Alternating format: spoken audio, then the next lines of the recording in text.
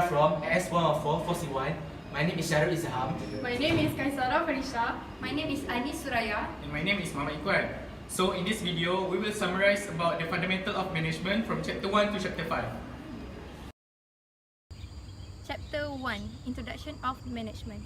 The definition of management is, by Lewis, is a process of coordinating and administering resources effectively and efficiently and an effort to achieve goal. By Holt is a process of POLC, planning, organizing, leading and controlling, that use human, financial, material and information to in an organizational environment.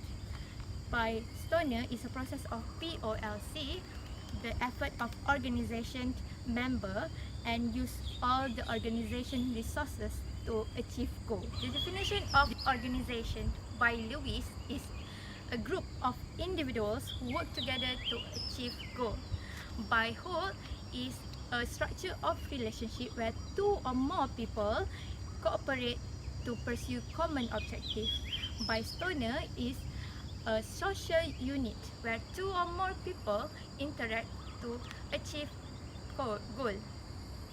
The definition of manager is a organizational member who is responsible for POLC activities to achieve goal. Importance of organization. 1 is to accomplish objective. 2nd is to preserve the knowledge. 3rd is to serve society. And 4th is to provide career. Function of management or process of management, there is 4.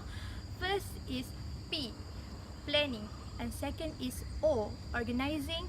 3rd is L, leading. And C is controlling, POLC. And the level of manager, there is 3 levels. First level is top manager, 2nd is middle manager, and 3rd is lower level manager. There is 3 management skills. First is human skills, 2nd is technical skills, and 3rd is conceptual skills. Managerial roles by Henry Mitzberg, there is 3. First is interpersonal roles, 2nd is informational roles, and 3rd is decisional roles. For interpersonal roles, there is 3 under it, which is figurehead, leader and liaison. Under informational roles, there is monitor, disseminator and spokesperson. And last but not least, under decisional roles, there is entrepreneur, disturbance handler, resources allocator and negotiator.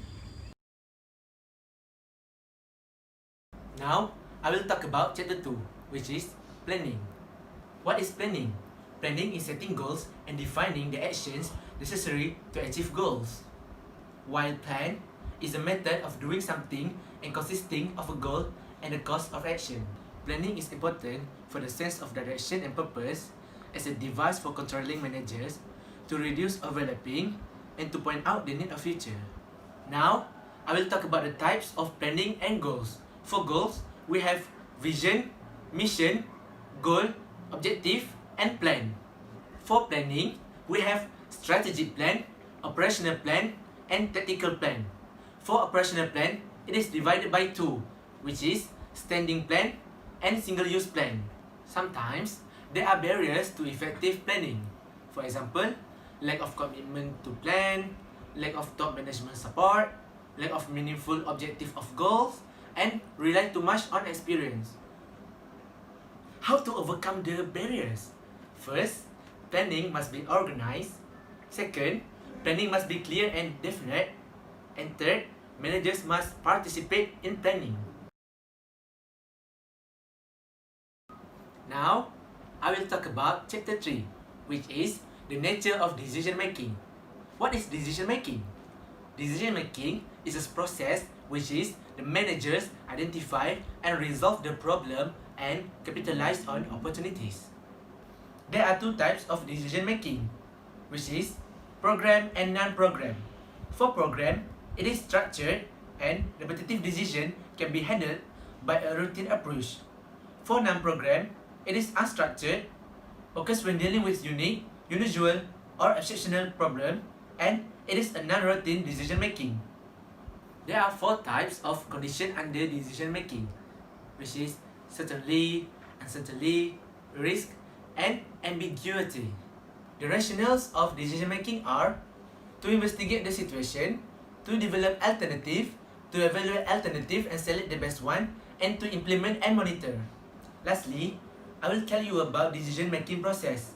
First, identifying opportunities and diagnosis problem, identifying objective, generating alternative, evaluating alternative, reaching decision, choosing implementation strategies, monitoring and evaluating feedback.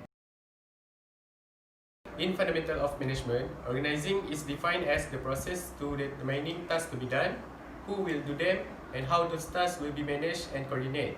The second definition for organizing is to structure or arrange the relationship between people and the work to be done and facilities so that the goals are achieved. There are 3 reasons why managers have to organize. First of all, to divide the work according to the nature and similarity of tasks. Second one, to pool resources and increase the efforts which lead to efficiency. And the last one is to build continuity and synergy. What you can see here is the cycle of the organizing process. First of all, aligning with company mission and vision. The second one is determining tasks, duties, and responsibility. And the next one, grouping into logical units and subunits. Number 4, coordinating resources, and the last one is monitoring and feedback. This cycle is a continuous process. Division of work or labor is the work has to be divided among the members, so that individuals are responsible for a limited set of jobs instead of doing tasks as a whole. This division of work has advantages and disadvantages. For the advantages, the person to fit, which means the work is given based on the individual talents and interests. The second one is create job specialization, and the last one is increase productivity. For the disadvantages, higher degree of control and boredom. Departmentalization is the process of grouping jobs into separate unit activities or tasks that are proposed. There are 6 types of organizational structures. First one is functional structure, product structure, customer structure, geographical structure, matrix structure, and the last one is network structure. The span of management is the number of subordinates who report directly to a given manager of supervision. It is also called the span of control. There are major factors that influence the span of management, which is the type of work, strength of the organization structure, ability of the manager, and the amount and type of communication required among the members. These are the 2 types of organization chart, which is the tall structure and the flat structure. For the tall structure, it increases employee morale and productivity, more expensive and more communication problem. For the flat structure, better communication, more administrative responsibility, and more supervisory responsibility. Authority is the right to make decisions with respect to work assignments and to require subordinates to perform assigned tasks in accordance with the decision made. Delegation is the process of transferring the authority for a specific activity or task to another member of the organization and empowering the individual to accomplish the task effectively. Centralization and decentralization. Centralization means process of systematically maintain the power and authority in the hands of higher level managers.